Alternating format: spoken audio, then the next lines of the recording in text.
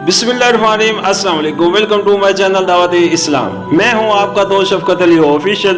उम्मीद करता हूं कि आप सब लोग ईमान के आला दर्जे पे होंगे। सूरतुल माइदा की आयत नंबर 49 का तर्जुमा, और ए हबीब, हमने ये हुक्म किया है कि आप उनके दरमियान उस फरमान के मुताबिक फैसला फरमाएं जो अल्लाह ने नाजिल फरमाया है, और उनकी ख्वाहिशात की पैरवी न करें और आप उनसे बचते रहें। कहीं वो आपको उन बाज अकाम से जो अल्लाह ने आपकी तरफ नाजिल फरमाए हैं फेर न दें। फिर अगर वो आपके फैसले से रूकरदानी करें तो आप जान लें कि बस अल्लाह उनके बाज गुनाहों के बस उन्हें सजा देना चाहता है, और लोगों में से अक्सर नाफरमान होते हैं। सूरतुल माइदा हाशिया नंबर 82।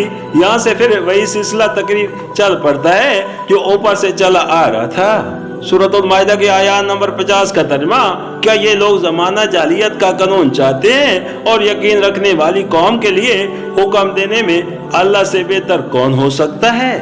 सूरतुल माइदा हाशिया नंबर 83।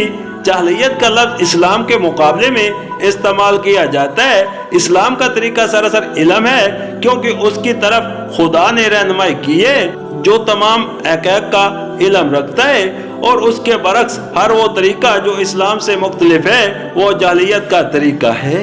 अरब का जमाना कबल इस्लाम को जाहिलियत का दौर उसी माने में कहा गया है कि उस जमाने में इल्म के बगैर माज वहम या कैस व गुमान या ख्वाहिशात की बिना पर इंसानों ने अपने लिए जिंदगी के तरीके मुकर्रर कर लिए थे। ये तर्ज अमल जहाँ जिस दौर में भी इंसान इख्तियार करे उसे बहरहाल जाहिलियत का तर्ज अमल कहा जाएगा। मदरसों और यूनिवर्सिटियों में जो कुछ पढ़ाया जाता है वो माज एक जुज़वी इल्म है, और किसी माने में भी इंसान की रहनुमाई के लिए काफी नहीं है। लिहाजा खुदा के दिए हुए इल्म से बेनियाज होकर जो निज़ाम जिंदगी उस जुज़वी इल्म के साथ ज़नून व हाम और कैसात व ख्वाहिशात की आमज़ैश करके बना लिए गए हैं, वो भी उसी तरह जाहिलियत की तारीफ में आते हैं जिस तरह कदीम जमाने के जहली तरीके उस तारीफ में आते थे।